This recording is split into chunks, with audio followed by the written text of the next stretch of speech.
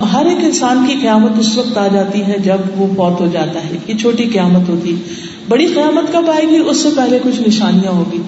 سب سے پہلے یہ ہے کہ امام مہدی آئیں گے، دجال آئے گا، پھر اس کے بعد حضرت عیسیٰ علیہ السلام آئیں گے جو دجال کو قتل کریں گے، پھر اس کے بعد یاجوج ماجوج آئیں گے، پھر یاجوج ماجوج ختم ہوں گے، پھر عیسیٰ علیہ السلام کی وفات ہوگی، اور پھر اس کے بعد 10 اور نشانیاں سامنے آئیں گی. پھر اور کچھ نشانیاں ہوں گی کہ جس میں سورج مشرق کی بجائے مغرب سے، ایسٹ کی بجائے ویسٹ سے نکلے گا. پھر اسی طرح 3 بڑے زلزلے آئیں گے، اور جو بڑے کانٹیننٹس ہیں وہ کٹ کے الگ ہو جائیں گے. یعنی زمین کا جو پورا ایک فارمیٹ ہے یا نقشہ ہے وہ تبدیل ہو جائے گا. پھر اسی طرح یہ ہے کہ اسموک اٹھے گا جو لوگوں کو حشر کے میدان کی طرف لے چلے گا. پھر اسی طرح اور بھی بہت سی نشانیاں بتائی گئی ہیں جن کے بتانے کے اس وقت میرے پاس ٹائم نہیں. یہ کتاب ہے قیامت کی نشانیاں، اگر آپ اس کو پڑھ لیں تو آپ کو بہت سی باتیں پتہ چلیں گی.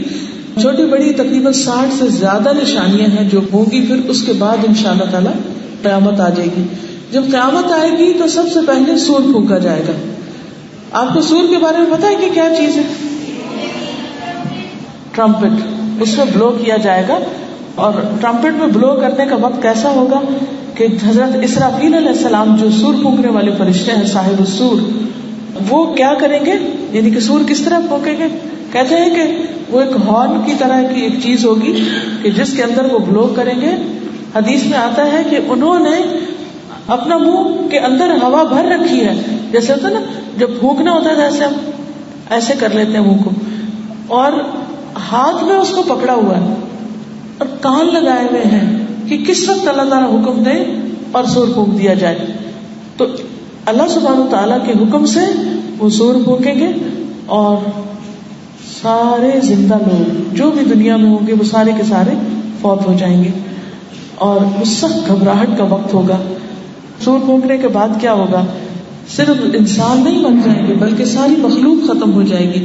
سمندروں کی آگ بھڑک اٹھے گی، یعنی جتنے بھی بڑے بڑے اوشنز ہیں یا سمندر ہیں وہ اذا البحار فجرت، بھڑک اٹھیں گے، پھٹ جائیں گے. پھر اسی طرح جانور سارے اکٹھے کر دیے جائیں گے. زمین پر شدید قسم کے زلزلے آ رہے ہوں گے، اور پہاڑ اپنی جگہ سے چل پڑیں گے. پہاڑ کیسے ہو جائیں گے؟ دھنی ہوئی روئی کی طرح، رنگین روئی کی طرح ہو جائیں گے. اور اس طرح سارے کے سارے لوگ ختم، اور ستارے ٹوٹ جائیں گے، سورج چاند بے نور ہو جائیں گے، اور اس طرح ہر چیز ختم ہو جائے گی. اور اس کے بعد جب تک اللہ چاہے گا انسانوں کو مارے رکھے گا. پھر دوبارہ سور پھونکا جائے گا. پھر لوگ اپنی اپنی قبروں سے نکل اٹھیں گے اور اٹھ کر حشر کے میدان کی طرف بھاگنے لگیں گے جہاں ان کا حساب کتاب ہوگا. زمین کو ایک بالکل میدے کی سفید روٹی کی طرح بالکل پلین بنا کر چھوڑ دیا جائے گا، جس پر سارے انسانوں کے کھڑے ہونے کی جگہ ہوگی، اور سارے فرشتے آ جائیں گے ایک آسمان سے، دوسرے سے، تیسرے سے، چاروں طرف سے زمین کو گھیر لیں گے. 50,000 سال کا وہ دن ہوگا حشر کا میدان، جس میں وہ انتظار کر رہے ہوں گے کہ کس وقت اللہ سبحانہ و تعالیٰ ہمارا حساب لے. پھر حضرت آدم کے پاس جائیں گے، حضرت نوح کے پاس جائیں گے، حضرت ابراہیم، حضرت موسیٰ، حضرت عیسیٰ کے پاس، لیکن وہ انکار کر دیں گے کہ ہم اللہ تعالیٰ سے کچھ نہیں کہہ سکتے، آج ہمیں اپنی جان کی فکر ہے. پھر حضور صلی اللہ علیہ وسلم کے پاس آئیں گے. اس وقت اللہ سبحانہ و تعالیٰ ان کو اپنی ایسی حمد سکھائیں گے جو اس سے پہلے کبھی نہ سکھائی ہو. پھر وہ اللہ تعالیٰ کی تعریف کریں گے. اللہ سبحانہ و تعالیٰ فرمائیں گے کہ اب اٹھیں، مانگے، جو آپ مانگیں گے دیا جائے گا. تو آپ یہ ریکویسٹ کریں گے، شفاعت کریں گے کہ یا رب العالمین حساب شروع کیا جائے.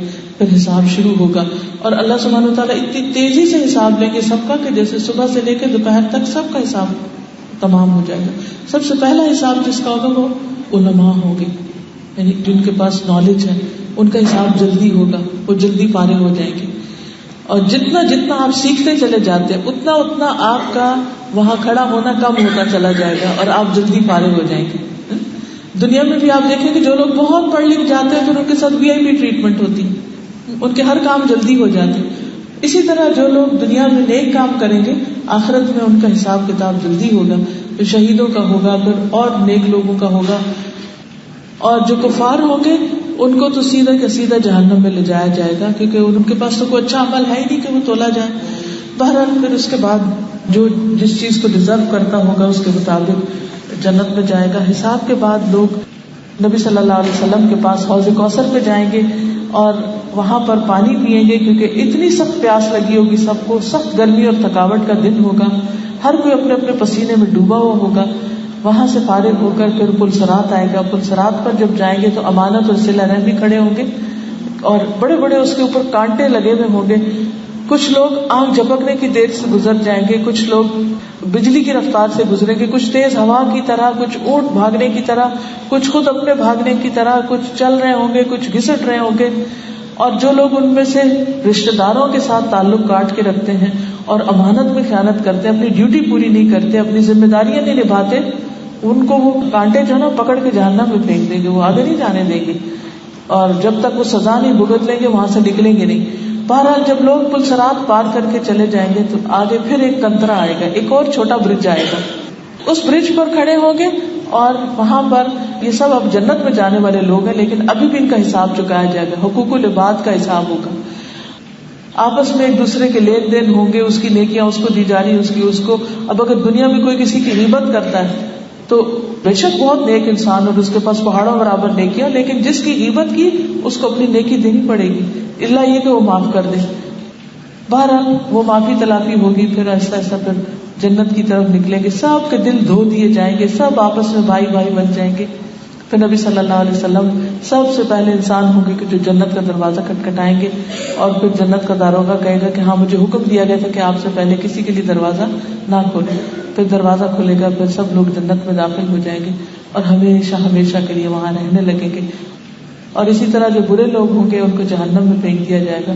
جہنم کے 7 دروازے ہیں اور جنت کے 8 دروازے ہیں. کچھ لوگوں کو جنت کے ہر دروازے سے آواز آئے گی, اور کچھ لوگ ایسے ہوں گے کہ جن کو جہنم میں ان کے اعمال کے مطابق ان کے دروازے سے گزار کر اس لیول پر ان کو بھیج دیا جائے گا. تو پیاری بیٹیوں, پیاری بہنوں, یہ ہے وہ دن جو ہم سب پر آنا ہے, جس سے ہم بھاگ سکتے نہیں. اس کی تیاری ہمیں آج کرنی چاہیے. جو کچھ ہم کر رہے ہیں ہر کام کوالٹی کا کرنا چاہیے, اور اللہ سبحانہ وتعالیٰ کو خوش کرنے کے لیے کرنا چاہیے. چاہے ہم کتنا بھی تھک جائیں, چاہے لوگ کچھ بھی اپریشیٹ نہ کریں, کوئی بھی ہمیں فائدہ نہ ہو, لیکن پھر بھی ہمیں اپنی آخرت کی فکر کرنی چاہیے. اور اس کے لیے سب سے پہلی چیز جس کا حساب ہوگا وہ نماز ہوگی. اپنی نمازوں کی پابندی اور اس کو پوری اچھی طرح سیکھ کے, وضو کیسے کرتے ہیں, نماز کی شرائط کیا ہے, کن چیزوں سے نماز نہیں ہوتی, ان سب چیزوں کو اچھی طرح سیکھ لیں.